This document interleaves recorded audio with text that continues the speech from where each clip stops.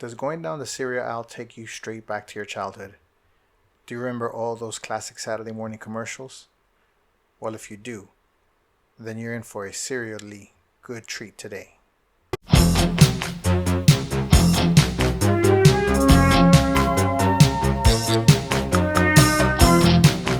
What's up, everyone? It's Optimus Prime here, and we got a very special CyberVault 86 episode, something I've been kind of waiting to come in.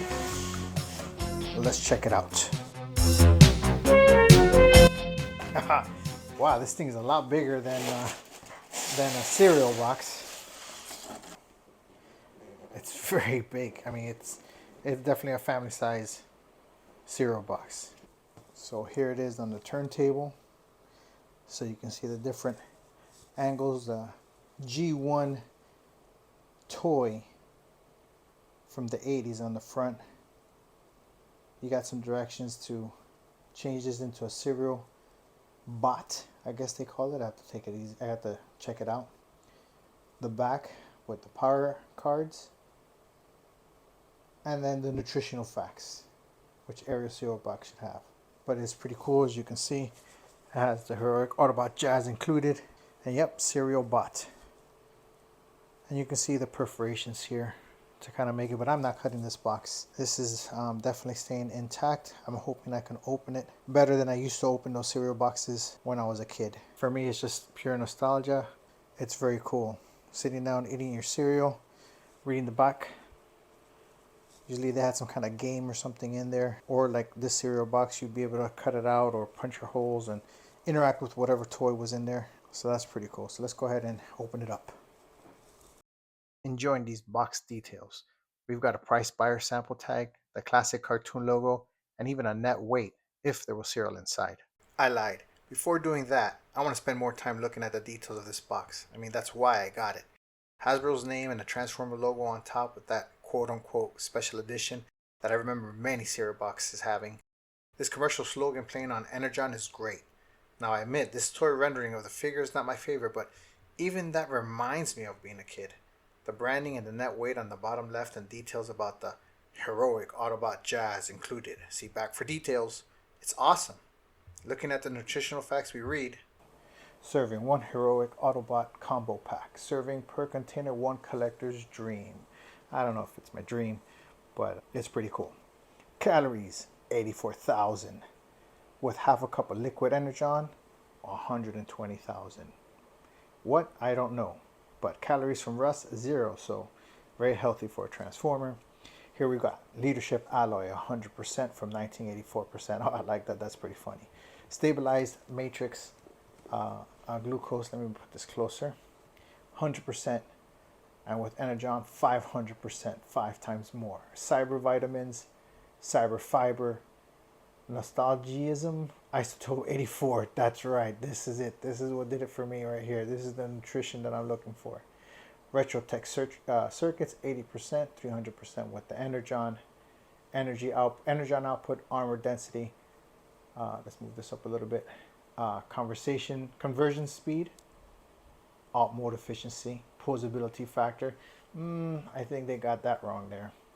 I mean, it's posable for something that small. Cybertronian sparkle tint. I'm not sure why 400%, and then infinity, and then FOMO suppressant 0%. I don't know if this is gonna cause any kind of FOMO, but that's pretty funny. All values based on a 1 collector per household diet. Daily values may be higher or lower depending on display shelf tier and nostalgia exposure. This is cool. I like when they do this like that. And the ingredients. A G1 Deluxe Class Optimus Prime, maybe. With retro details and crisp deco, Autobot Jazz in 1980 style cereal price scale. That's what it is. Autobot Jazz in 1980 style cereal price scale. So if you have toys from other cereals back in the 80s, that's probably what you can put them next to. Highly displayable collector grade cereal boxes, packaging with resealable flap. May contain traces of matrix of leadership and Autobot power. Warning, do not eat, not a real breakfast, but totally real fun. Pretty cool. Let's see what it says in the back. And here you got Zoom, Jazz. Got Optimus Prime and Autobot Jazz, heroic Autobots inside. Description of Optimus Prime. And then this is definitely, if you remember buying those toys, they always had, you had to have that little red film so that you can see their power or the tech specs. So that's pretty cool. I guess this is the bot feet. I guess if you open this up, it flips, right? You cut this, you open it up, the feet are here. You cut this and kind of open it up that way, so you have the arms would be here. This would be the body. I guess is weird, and I guess this would be the head here. I'm not sure, but whatever. Let's hear product use directions. Convert Optimus Prime. Convert Autobot Jazz between robot and race car. Play, display, and repeat. Serial bot assembly instructions. So it tells you all these things. I'm not doing that, so I'm not even going to read it. Pretty cool. Obviously, the top I just showed you guys. Price buyer sample right there. The bottom, I don't know what that bottom part is, but again, pretty cool. Let's go ahead and continue with opening it up.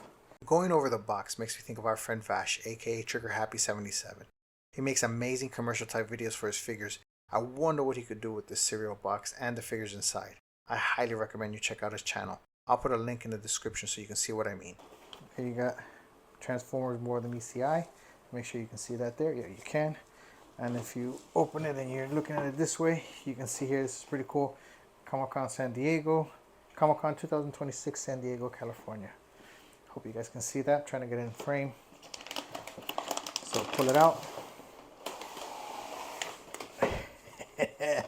And yes, sirree, this is pretty cool. Let me see if I can hold it out. Pull this out.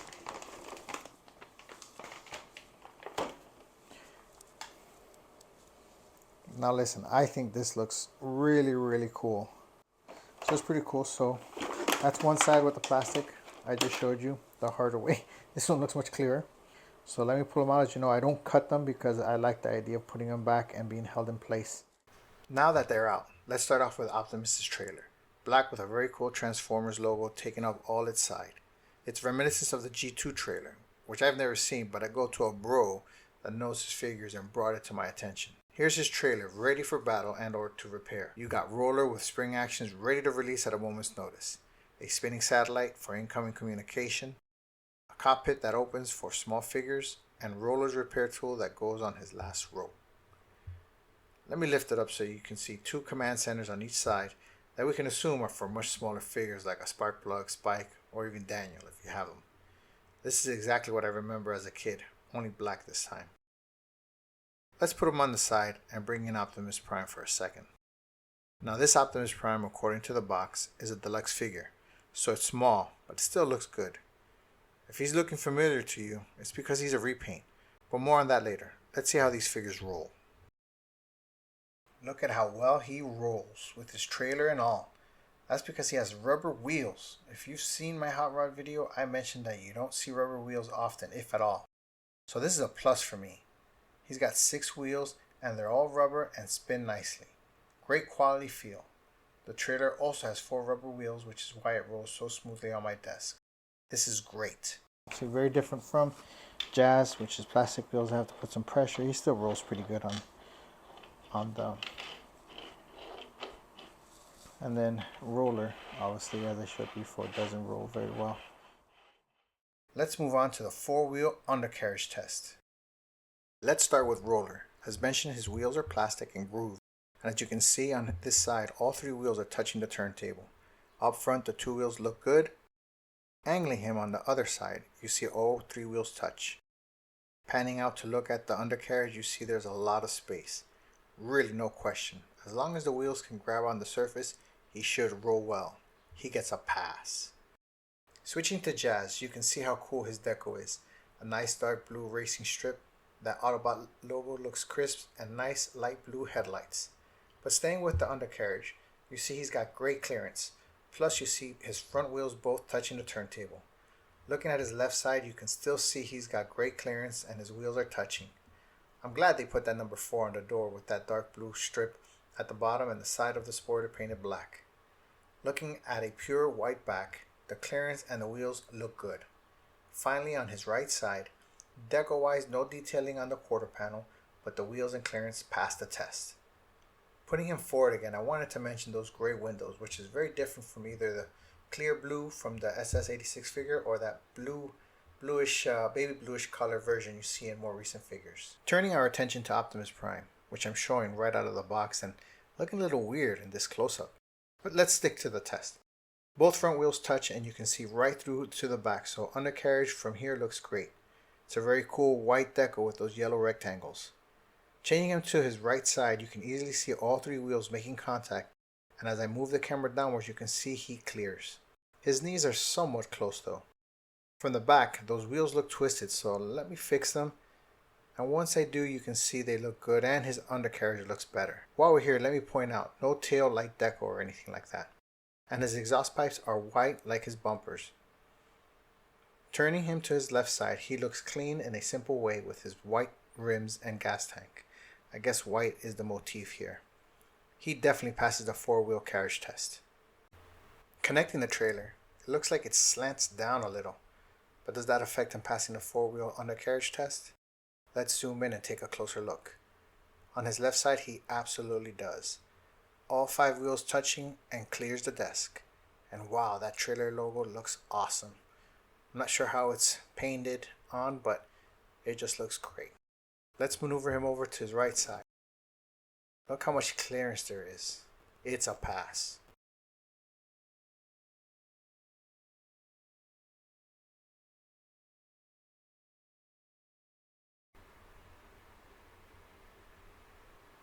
Here's the instruction manual provided in the box, but I'm transforming them without it, so it may be inaccurate.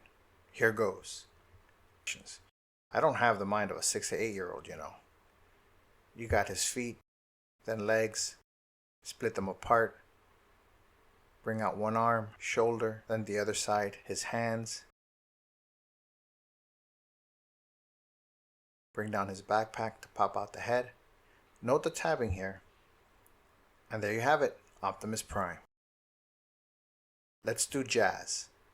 Separate from the middle, pull his legs apart, maneuver them down, open the doors, lift and twist one arm out and now the other, bring his hood down to expose his head. Adjust the arms, and there you have him. Let's do some comparisons.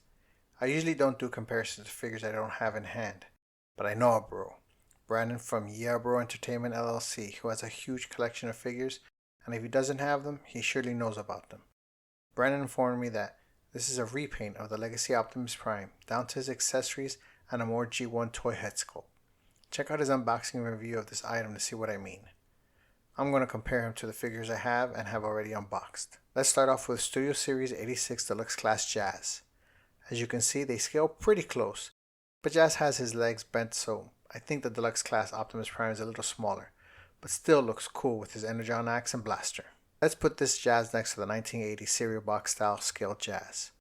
Look at how much smaller and stockier he is in comparison, but he still looks really cool with the blaster and everything. It's like he's little chubby brother. Let's keep 80s Jazz by bringing in MTMTE Voyager Class Hot Rod. He comes up to his waist, and Hot Rod is considered to be a small Voyager Class figure. Let's switch out Jazz for Optimus Prime. He's clearly smaller than Hot Rod. Voyager Class Scrapper. Cute little Jazz with Scrapper. Looks like he'll take him out in the scrap. And lastly, Leader Class Soundwave, whose head I can't even get into the frame, he's so tall compared to Optimus Prime. I'm not even going to compare him to Jazz. So what are my final thoughts on this San Diego Comic-Con 2026 exclusive? I have to admit, and this might be a surprise, my absolute favorite part of this entire set is actually the cereal box itself.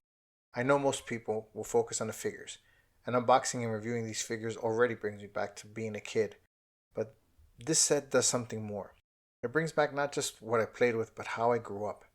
I didn't own every single Transformer back then, although I did have a good amount, but I always had different kinds of cereals in the house, and whenever they included a prize, it was just that extra bit of magic. I grew up eating cereal for breakfast, lunch, and dinner while watching those classic 80s cartoons. I'm talking about Trix, back before they were actually fruit-shaped, Frankenberry, Cookie Crisp, Frosted-Flakes, and so many more that probably don't even exist anymore. Having this box in hand and going through it took me right back to that rush of digging through the cereal to find the games or the prize at the bottom. The only difference is, as an adult, I actually care about reading the nutritional facts now. Speaking of which, Hasbro did a great job playing off that and making up those Cybertronian nutritional facts, I guess you can say this set is part of a complete bot breakfast. Okay. Moving on. For me, the figures are just a real nice bonus price. You get an extra Optimus Prime that happens to be a deluxe class size. Yes, he is a repaint from the Legacy line, but he still looks good. I think the white and new head sculpt make it look better. You get that classic G1, G2 style trailer you remember having as a kid, and that awesome 1980s style cereal prize Jazz. He totally looks like one of those figures you'd have to mail in 5 Cookie Crisp proof of purchase coupons to get.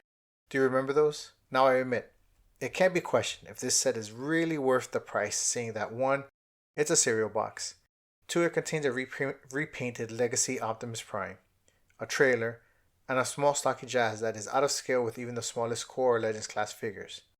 I'm not here to do the math.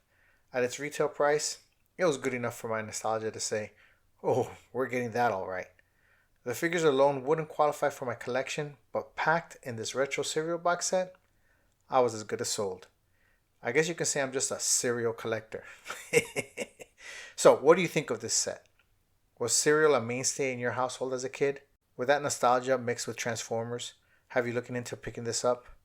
I really hope so, because it's a lot of fun, and I'm hoping it will be a great stroll down memory lane whenever people ask about it on the shelf. I hope you enjoyed this video as much as I did putting it together. If so, please consider liking and subscribing. Until next time, I'm Optimus Prime saying be bold and transformed. Get ready for a breakfast that is more than meets the eye. It is a delicious bowl of Energon to power your day.